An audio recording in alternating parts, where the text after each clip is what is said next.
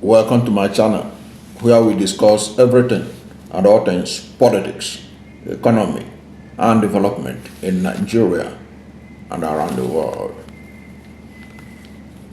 In this video, we're going to respond to Festus Igiewe, who in a comment said this to me.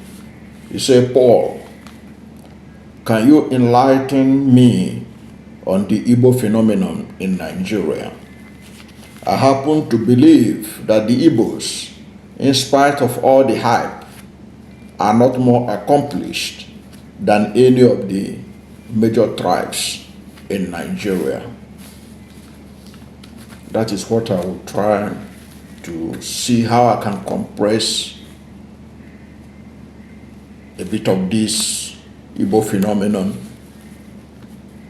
which I have written about and is available on Amazon. Now, I'll just look at some few examples to discuss, and I hope it makes sense to everyone. Now, let me begin by narrating events.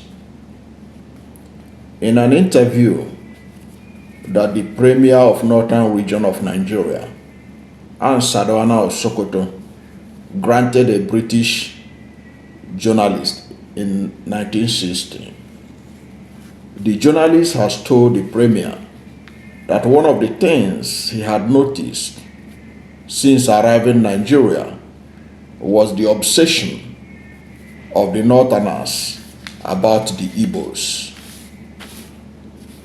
Sir Ahmadu Bello said, and I quote, "Well, the Igbos are more or less a type of people whose desire is mainly to dominate everybody.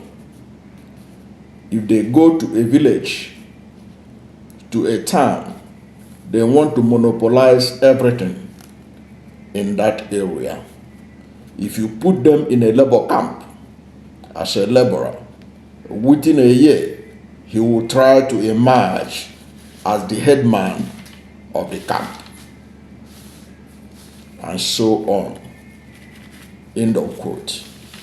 Now, this position of the Premier had been termed as hate speech or anti-Igbo rhetoric. But in my analysis of it, in my book, I viewed it differently. Now, what the Premier had said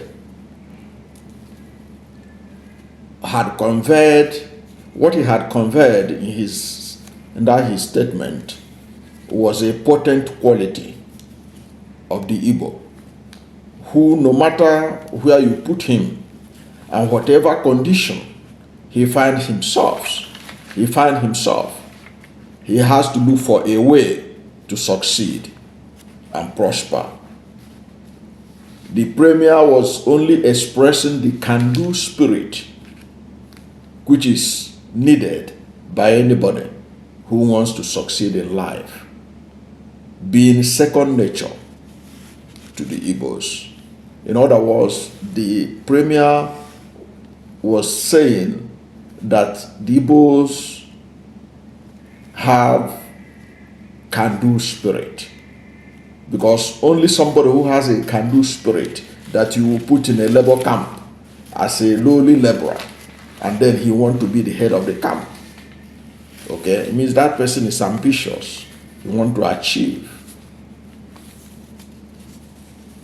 It also means that the Igbos are wired in their DNA to surmount obstacles by the way he described the movement of the laborer to become the head of the camp.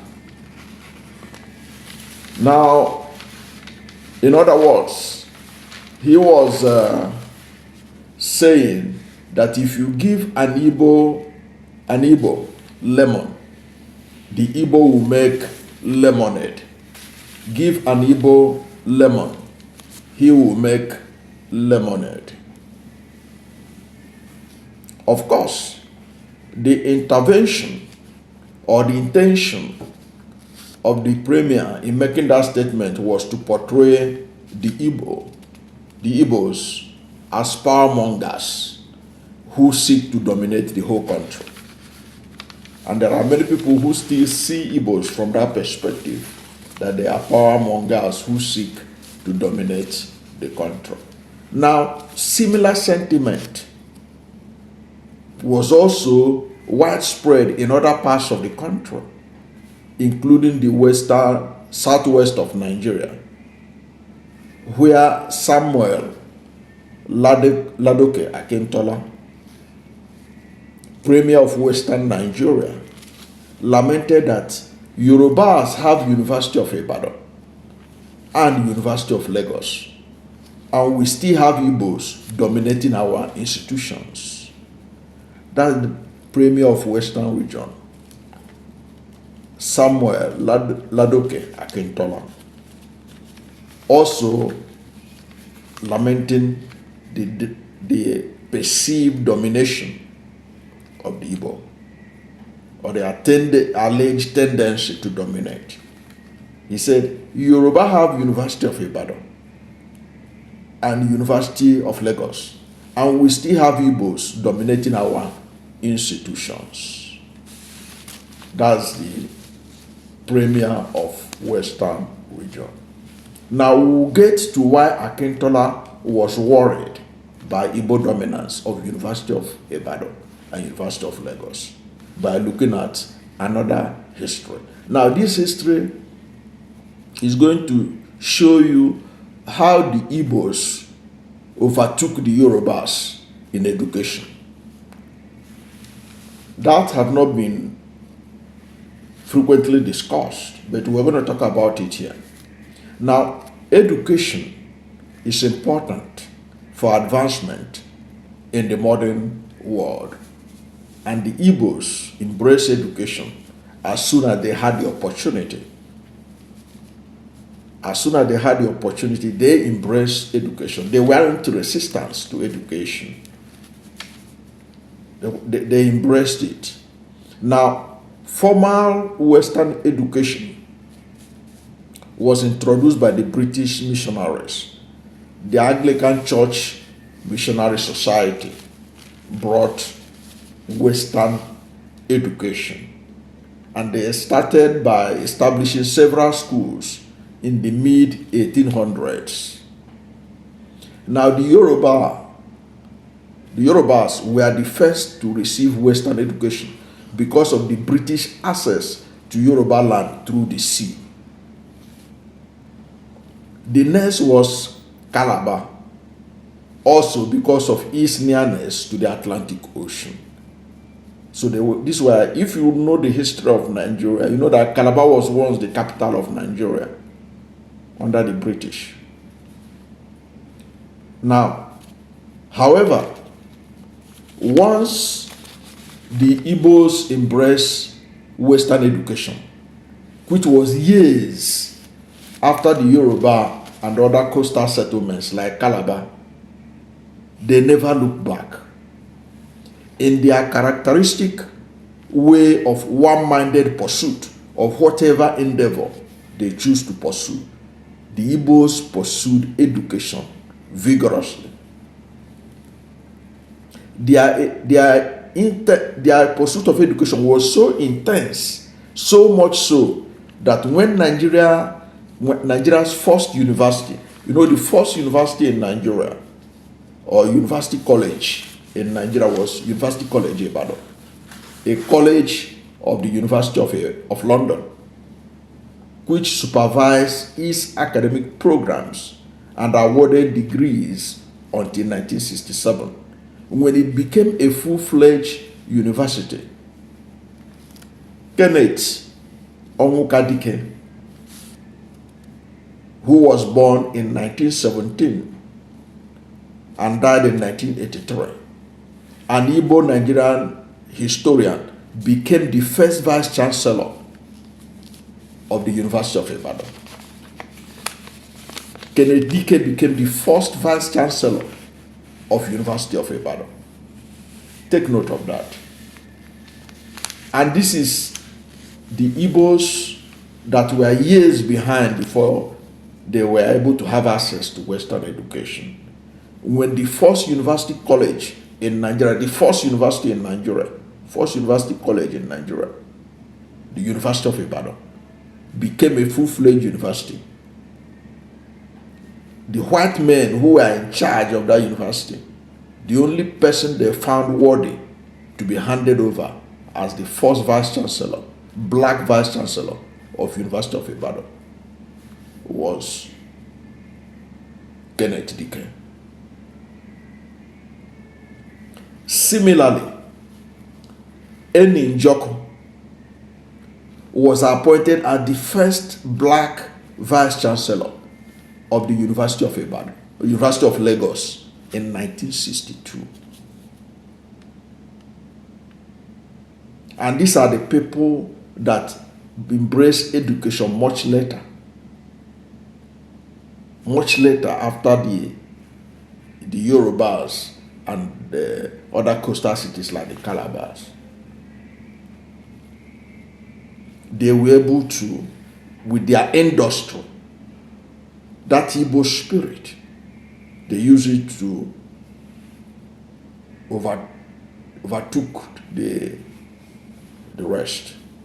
And that was what Akintola was complaining about. He said, University of Ibadan is located in our territory. University of Lagos is located in our territory. But the Igbos are dominating. You can't dominate if you cannot be said to be dominant if you are not seen as overwhelmingly involved in the affairs of that institution. But how did the Igbo do it? That their one-minded spirit in pursuit of whatever they put their mind to, which in any case is not an exclusive of the Igbos. That is why the Igbos' system of success can be learned and applied universally. Just as people are studying the Jews and applying their principles of success universally, and it works for them. Now, as a result of this love for education, the Igbos went on to produce the first Nigerian with a doctorate degree awarded by the Nigerian University. The first Nigerian to be awarded a PhD by a Nigerian university was awarded to an Igbo. Dr. Adiele Eberechukwu Afikpo. Dr. Adiele Eberechukwu Afikpo. He was born in 1937 and he died in 2009. He is a historian known for the history and historiography of Africa, and more particularly about Igbo history and the history of southeastern Nigeria. He was the first, Adiele Afikpo was the first person to be given a PhD in Nigeria. Today, several universities are giving PhDs in Nigeria. But the first Nigerian to be awarded a PhD by a Nigerian university, which is the first university, as I told you, was the University of Ibadan. So the first person in University of Ibadan ever awarded a PhD was an Igbo, Dr. Adiele Afikpo.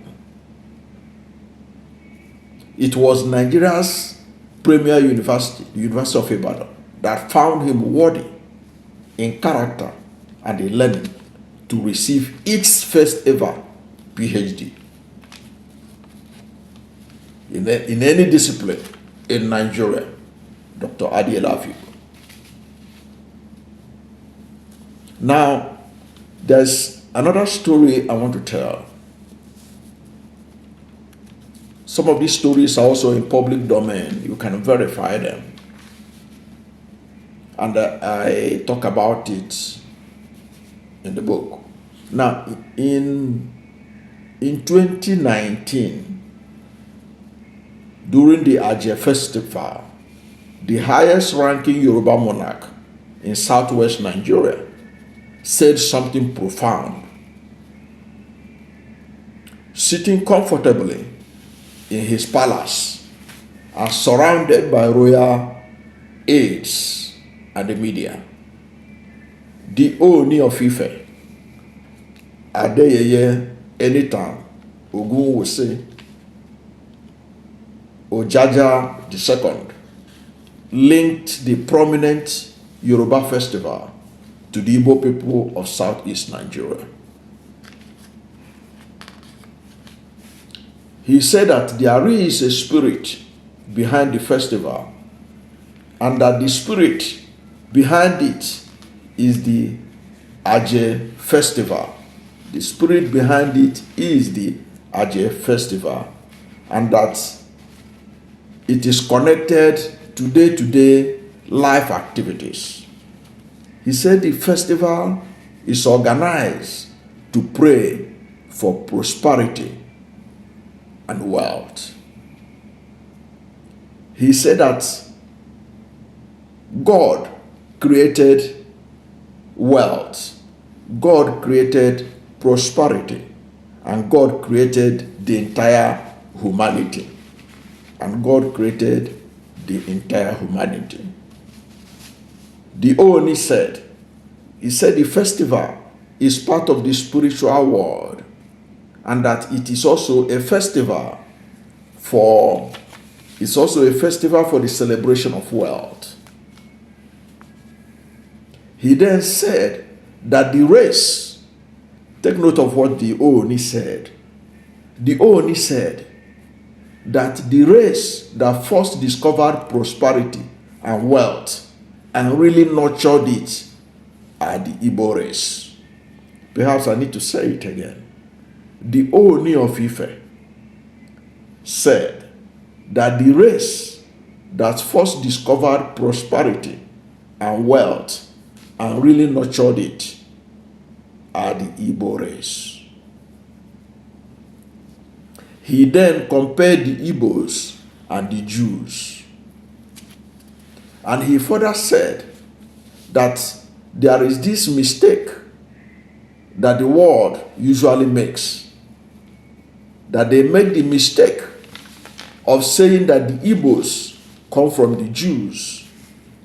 Disputing that logic, he noted that it was the other way around.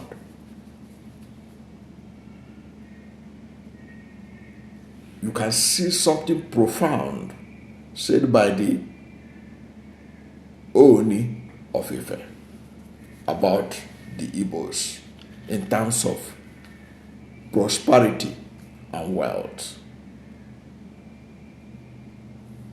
What he was saying in essence was that the Igbos is wired for prosperity and wealth.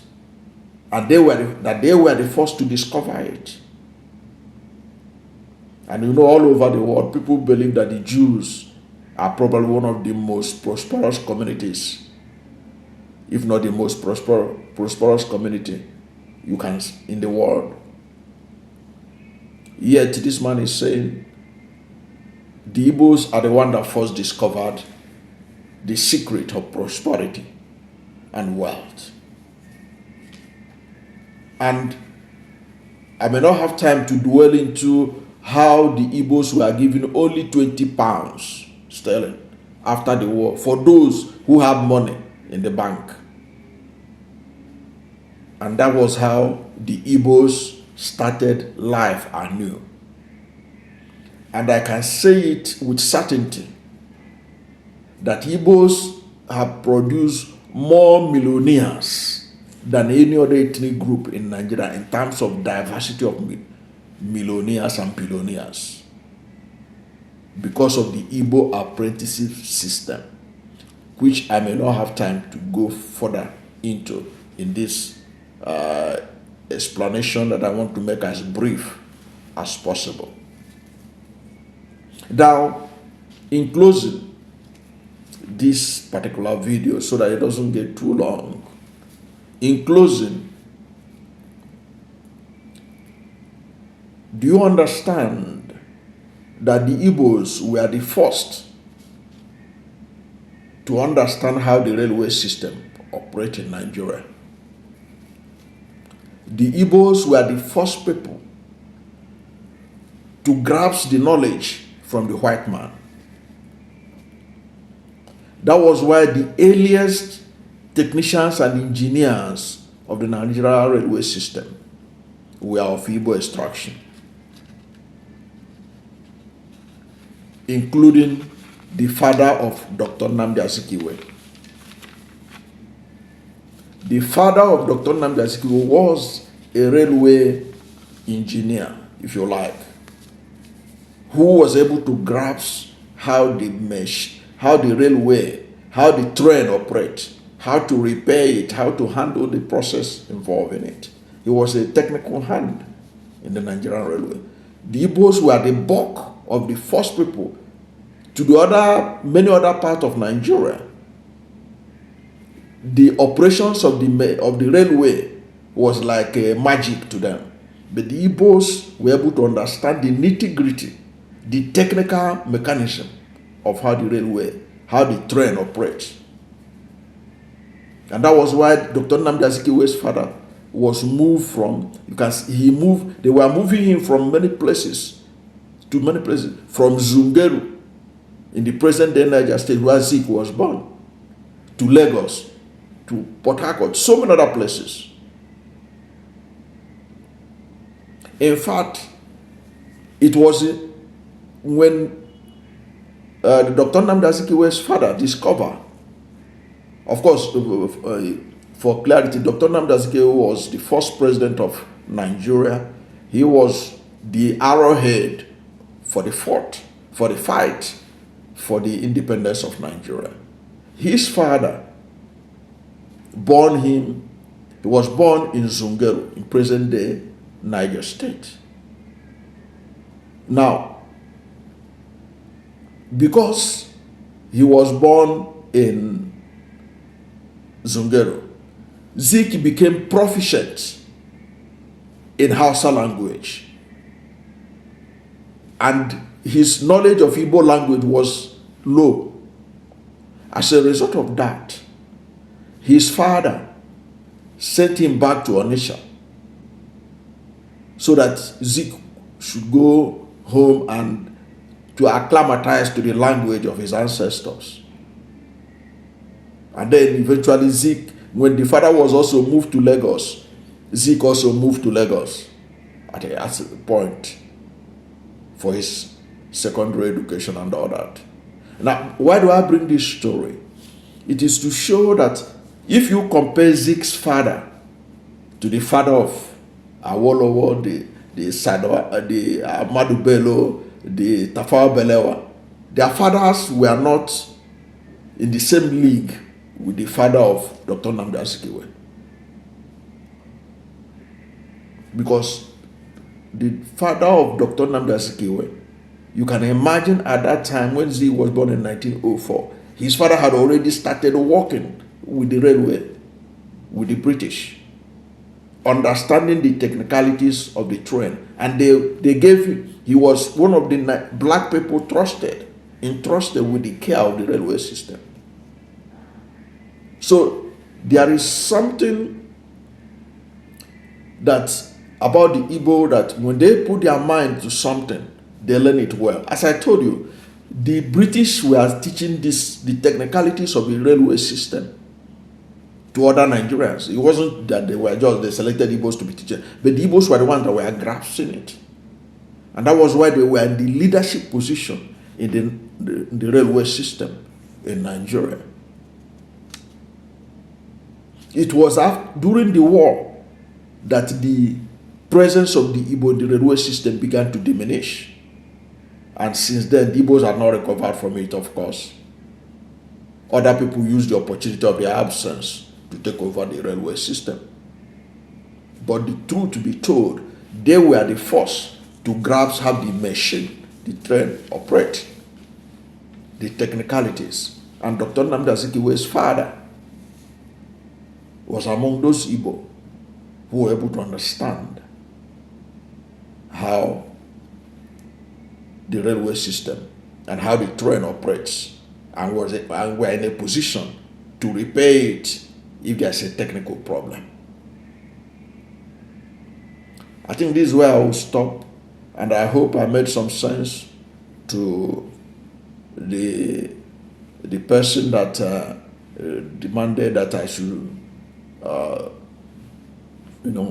give a summary or a brief on why there is the Igbos, the Igbo phenomenon is being talked about, saying that it was a hype. It wasn't. It's not just like it's a hype. It's a reality. But the truth of the matter remains that what the Igbos does, others can also learn and do it. Just as I said earlier, the successes of the Jews can be studied, and you learn it and apply it in your life, and you become as successful as the Jews. Nobody has a monopoly of success, but there are things that the Igbos have gotten right. The Igbos believe strongly in whatever they are pursuing. They do it with all their might, with all their mind. And if you look at it all over the world, if you look at every self-help book written all over the world, you find out that those who have a single mindset always succeed in everything they do.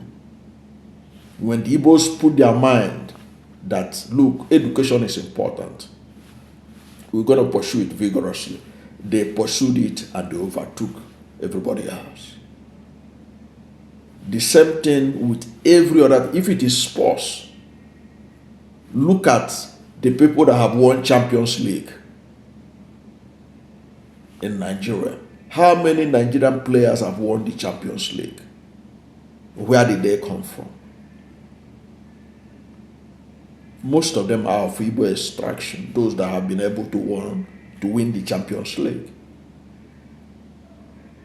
Look at these Super Eagles, their successes they have had over the years.